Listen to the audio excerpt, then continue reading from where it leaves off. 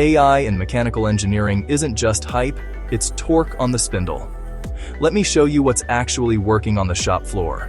Predictive maintenance, vibration, current, temperature to flag bearing wear before it seizes. Less downtime, fewer scrap parts, and you don't over-maintain. Design optimization, generative algorithms iterate. Brackets, heat exchangers, and impellers. Same stiffness, 20–40% lighter.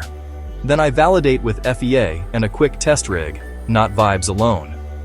Quality inspection. Vision models catch burrs, porosity, misalignment in seconds.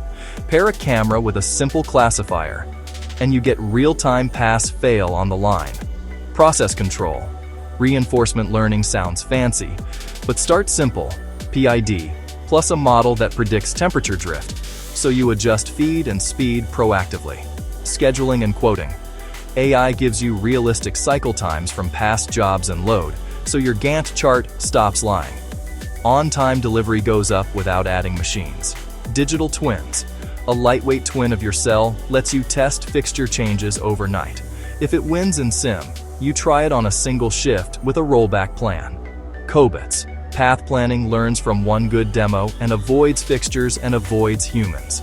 No giant offline programming marathon. How to start. Pick one line, one KPI, 1 month. Clean your data, timestamps, units, and sensor IDs. Split, 70% train, 30% holdout. If it doesn't beat your baseline, it's not ready. Tool stack I like. Python for prototyping, ONNX to export, EdgeBox on the cell, OPC UA to talk to the PLC, and a dashboard the operator actually uses.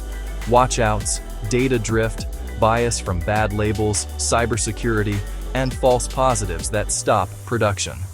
Solve them with periodic retraining, role-based access, and human overrides. From hype to chips, start tiny, prove value, then scale. Let AI turn your tribal knowledge into repeatable wins. The spindle's already spinning. Your move.